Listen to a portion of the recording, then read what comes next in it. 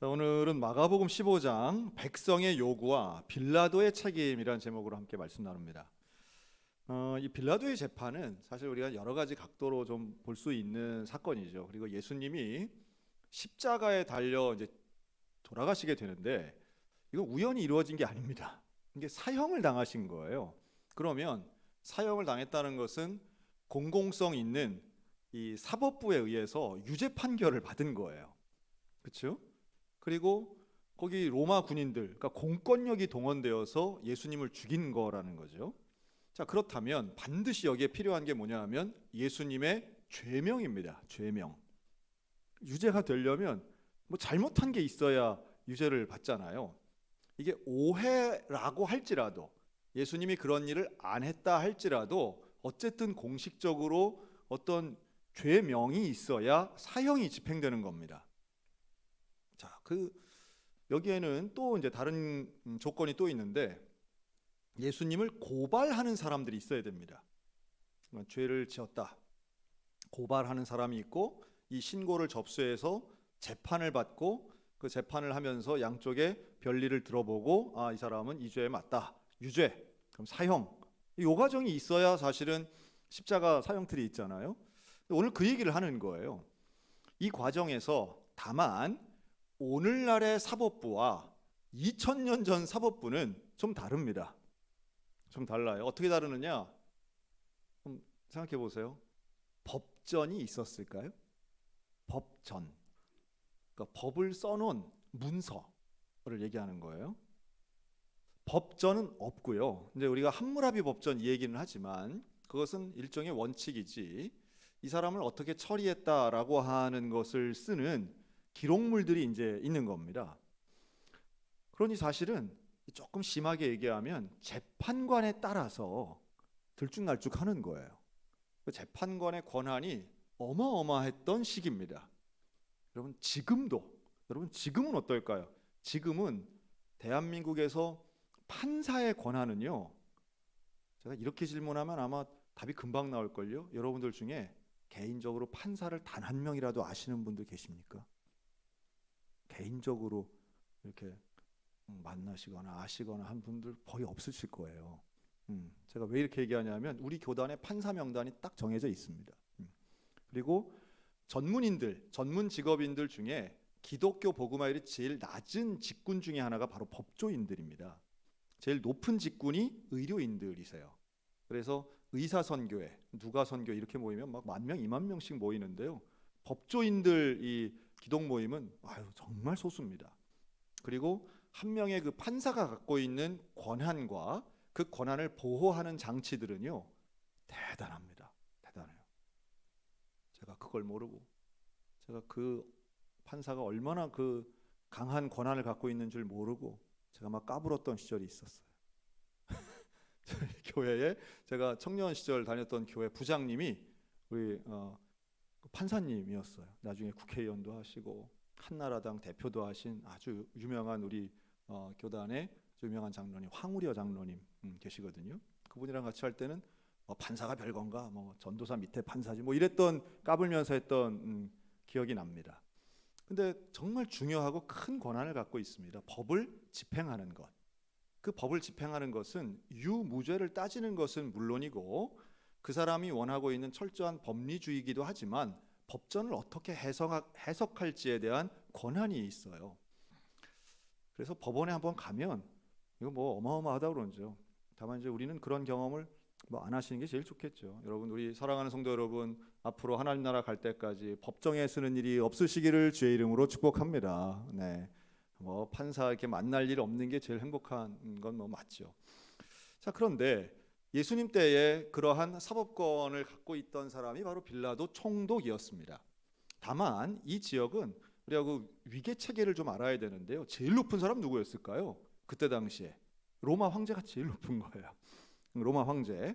그 다음이 헤롯 왕이 있습니다. 헤롯 왕.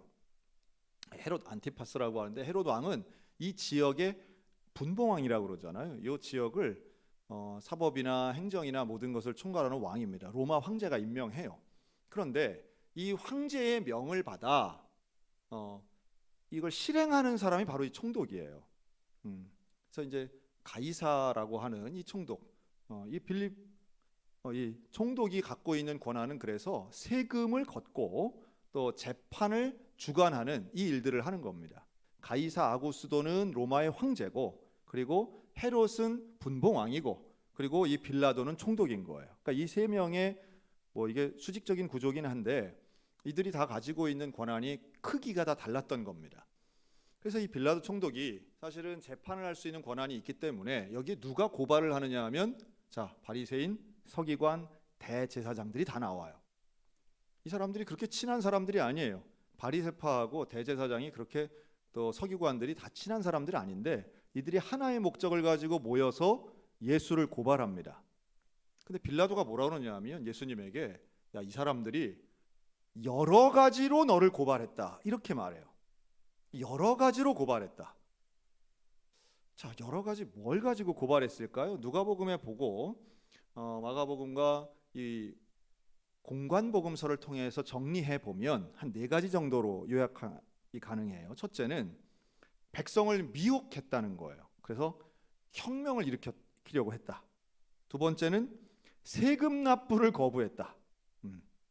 로마 황제 가이사에게 세금 납부를 거부했다. 세 번째는 자칭 유대인의 왕이라고 한다. 자, 유대인의 왕이라고 하면 누구보다 높은 거예요? 총독보다 높고 분봉왕이나 또 로마 황제급으로 스스로를 이야기했다는 거예요. 정치적인 반란을 꿈꾸는 거하고 이제 같이 맥을 같이 하는 겁니다. 그리고 네 번째는 온 유대에서 가르치고 갈릴리에서부터 시작해 여기까지 와서 백성을 소동케 했다. 사람들을 소란하게 했다는 거야.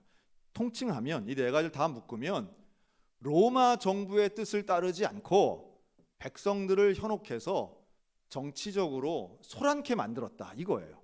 그리고 그 명확한 증거는 스스로를 왕이라고 했다는 거예요. 자, 그래서 빌라도가 그걸 확인해요. 자, 네가 소란을 일으켰느냐 이렇게 안 물어보고 네가 자칭 유대인의 왕이냐 이걸 질문하는 거죠. 그랬더니 예수님이 네 말이 옳도다 그러시잖아요. 그러니까 사실 예수님은 이제 침묵으로 주로 일관하시지만 중요한 부분에서는 몇 가지 대답을 하세요. 한번 볼까요? 14장 한번 보겠습니다. 14장 61절 침묵하고 아무 대답도 아니하시는데 대제사장이 다시 물어 이르되 내가 찬송받을 이의 아들 그리스도냐? 그랬더니 62절에 내가 그니라 이렇게 대답하세요. 마가복음 14장 62절입니다. 내가 그니라. 예수님의 말씀은 명확하죠. 그렇다. 내가 그렇다. 근데 이런 거 하나하나가 다 이 제사장 그룹에게는 예수님의 유죄거리를 쌓아가는 일들이었던 거예요. 참남하다. 어떻게 그럴 수가 있느냐. 자기 옷을 찢으면서 우리가 더 증인 필요 없다. 당장 죽여라. 이렇게 되는 거예요. 자, 그런데 빌라도에게 온 것은 말씀드린 것처럼 빌라도에게는 권한이 있었어요. 권한, 사법적 권한이 있었어요. 재판을 이끌어갈 권한, 중요합니다. 그런데 고발을 했던 대제사장 그룹에게 뭐가 있었느냐 하면 원한이 있었어요. 원한. 예수님을 미워하는 거예요. 자기들의 종교적인 기득권을 지키려고 예수님을 미워하고 죽이려고 하는 원한감이 있었던 거예요. 그래서 이 둘이 부딪히는 겁니다. 빌라도의 권한과 제사장 그룹의 원한이 부딪혔다. 제가 이렇게 표현하고 싶어요.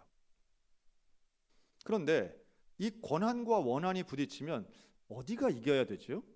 법적으로는 당연히 권한이 승리해야 됩니다. 그런데 그렇지가 않은 거예요. 빌라도에게 있어서 예수님은 그렇게 중요한 인물이 아니었던 거예요. 그래서 이들의 이 원한에 맺힌 소리가 점점 커지는 것이 빌라도에겐 중요하게 들렸던 겁니다.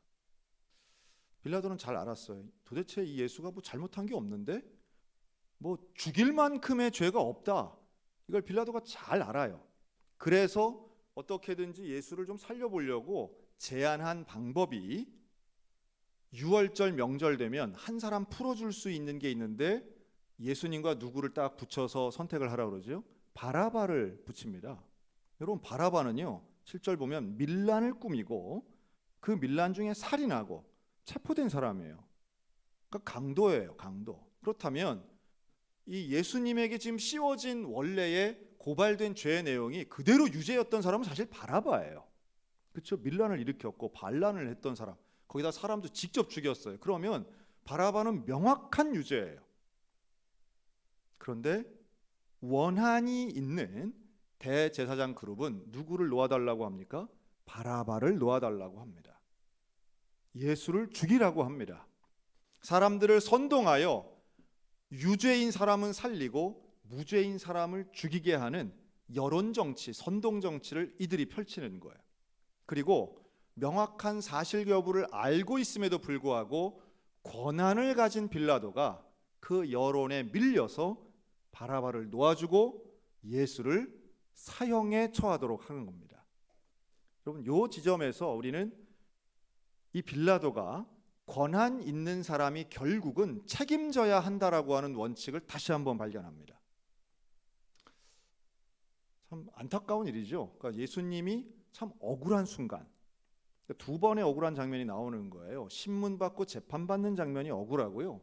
바라바하고 둘이 딱 놓여가지고 사람들이 예수 죽여라, 바라바 놓아줘라 라고 할 때에 여러분, 그 예수님 앞에 있는 그 많은 군중들은 불과 며칠 전만 해도 호산나 다윗의 자손이요, 호산나 호산나 불렀던 사람들이 그 안에 분명히 있었어요.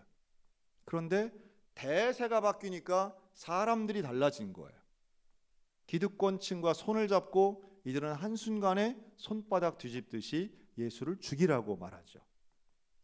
이런 거 보면 참 예수님의 죽음은 그 자체로 억울한 죽음이고 속상하실 만한 일이기에 예수님은 십자가상에서 엘리 엘리 라마 사박다니, 나의 하나님 어찌하여 나를 버리셨나이까 라고 하는 호소어린 외침을 하죠. 그럼에도 불구하고 예수님은 침묵으로 이 빌라도의 재판 앞에서 그 부당함 앞에 침묵을 일관하십니다.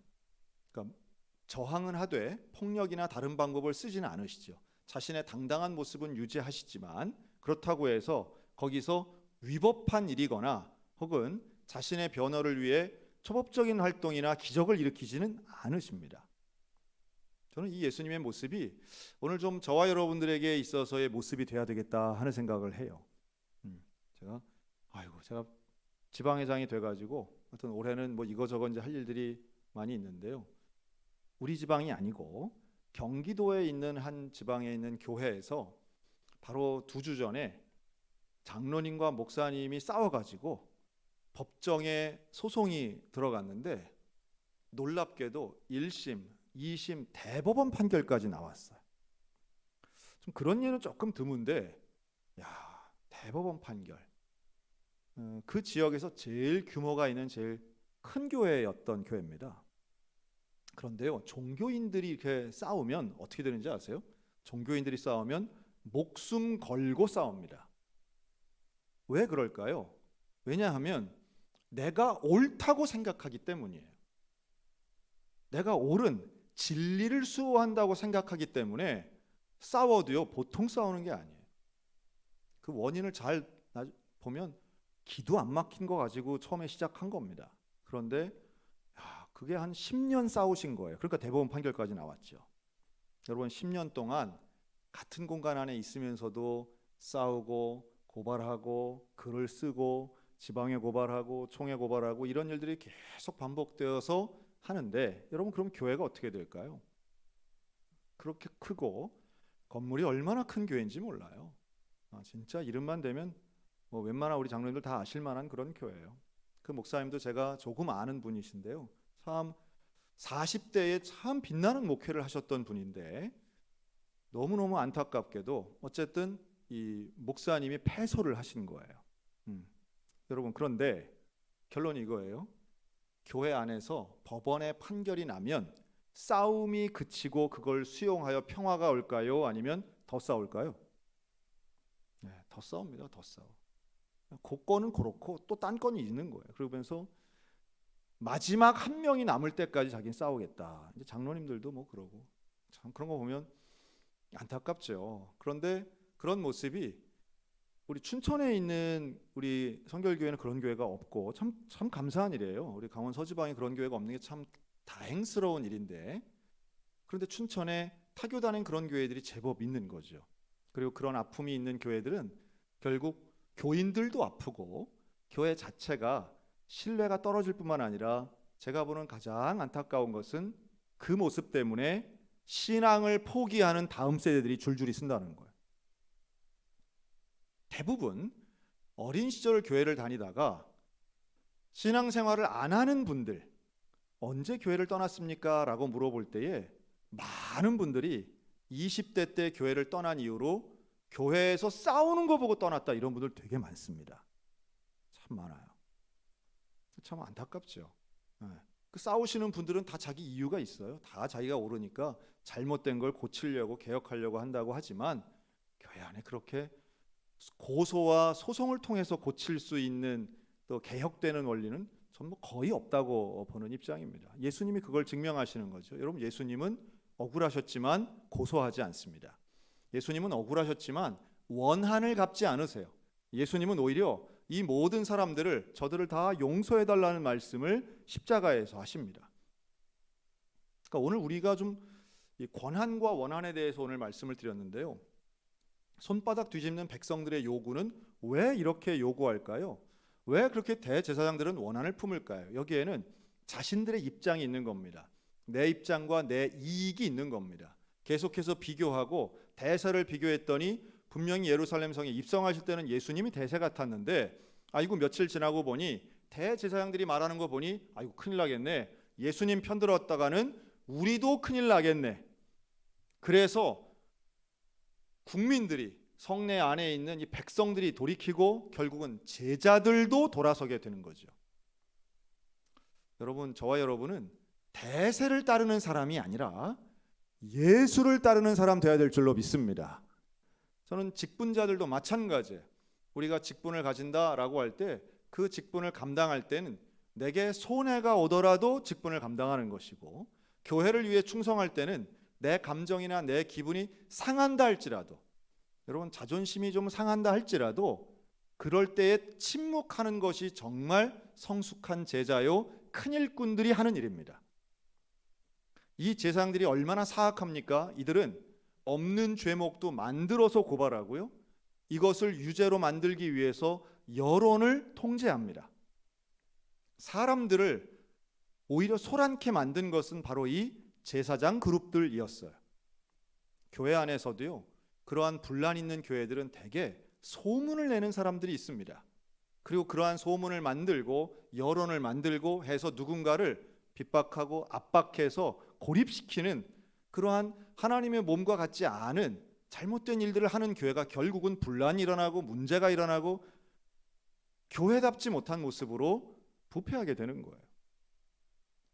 여러분, 침묵하시는 예수님, 그리고 십자가를 지시는 그 예수 그리스도가 오늘 저와 여러분들의 삶 가운데 함께 있기를 주의 이름으로 축원합니다. 예수님이 나와 함께 하실 때에 그때야 비로소 하나님을 믿는 그 신앙의 놀라운 영광에 우리가 동참할 수 있다고 믿습니다. 그리고 그걸 예수님이 보여주신 거죠. 여러분, 때로는 좀 억울한 것이 있고 누군가 사람에 대해서 미워하는 감정이 생긴다 할 때에 예수님을 떠올리셨으면 좋겠어요. 예수님 얼마나 속상했겠어요. 자기를 환호하던 사람들이 다 등 돌리고 자기를 따르던 제자들이 다 배신합니다. 그럼에도 불구하고 예수님은 하나님께서 주신 그 사명을 감당하기 위하여 십자가를 지신 것입니다. 저는 빌라도를 한 번만 더 봅니다. 이 빌라도는 권한이 있었어요. 그런데 왜 이렇게 잘못된 재판을 했을까요? 이 빌라도는 자기에게 권한과 결정권이 있음에도 불구하고 사람들에게 물어요. 누구를 풀어줄까? 어떻게 해주면 좋겠니? 이렇게 묻고 마치 상당히 민주주의 사회에서 의논하는 것처럼 하는 모습이지만, 빌라도가 마지막 선택한 것은 결국 원만한 해결이었다는 겁니다. 원만한 해결. 듣기엔 되게 그렇다고 좋죠. 그런데 그 원만한 해결을 위해서는 결국 두 가지가 이루어지는데, 하나는 원칙을 훼손하고 둘째는 희생자가 있다는 거예요.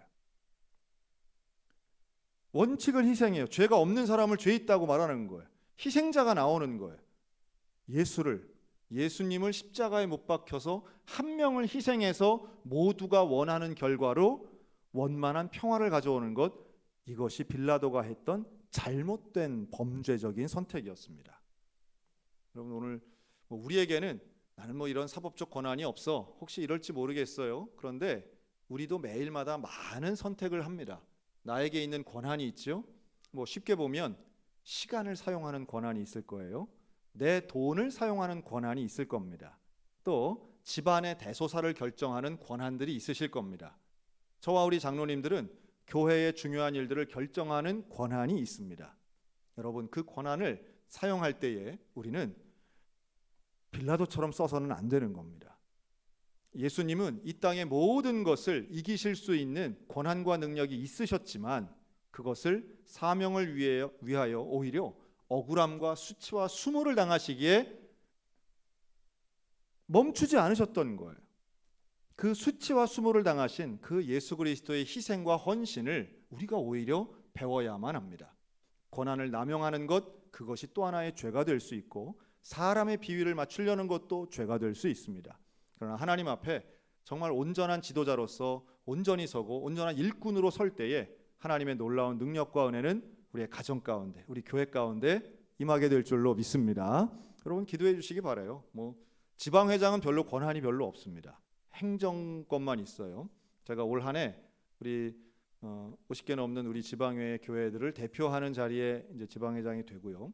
또 우리 교회는 임직자를 세워서 새로운 장로님들과 함께 일할 수 있는 이제 새해가 열리는데요. 이럴 때에 이게 권한이 되지 않고 사명이 될 수 있도록 기도해 주시기 바랍니다. 그리고 권한을 행사한다면 마음대로 해도 된 원칙을 막 훼손시키는 일도 서슴지 않지만 사명이라 생각하면 희생할 수 있다고 저는 믿습니다. 그리고 그렇게 사명을 감당할 때에 좋은 교회가 될 것이고 올 한 해 많은 좋은 일들이 있지 않겠습니까? 우리 성결교회가 다 좀 부흥했으면 좋겠어요. 그리고 교회들마다 분란이나 갈등은 없어지고 화해가 되고 하나가 되고 일치가 되었으면 좋겠습니다. 그리고 그렇게 교회가 교회 될 때에 하나님은 우리에게 기쁨 주시고 우리 온유가 아까 찬양한 것처럼 우리 찬양만 해도 기쁘고 교회 나오기만 해도 기쁘고 하나님 앞에 기도하는 시간이 소중하다라고 하는 걸 우리는 물론이고 우리의 자녀들에게도 물려주는 그런 교회 됐으면 참 좋겠습니다. 교회 올 때마다 얼굴이 반긋반긋 웃으시기를 축복합니다. 예배 마치고 갈 때마다 기뻐서 하나님이 나와 함께 하신다라고 하는 그 놀라운 은혜를 나누며 고백하며 돌아가셨으면 좋겠습니다. 누구를 미워하는 말 나올 것 같으면 이게 이건 내가 넘겨야지, 이거 삼켜야지, 예수님도 삼키셨으니 나도 삼켜야지, 좀 이런 태도를 가지고 내가 먼저 희생하면 구역도 행복하고 기관도 즐겁고 행사는 잘 될 줄로 믿습니다. 우리 교회 가운데 재판의 권한이 아니고 미워하는 원한도 사라지고 오직 하나님을 기쁘시게 하는 사명으로 넘치는 좋은 교회, 우리 소양성결교회 되시기를 주님의 이름으로 축원합니다. 아멘. 기도하겠습니다.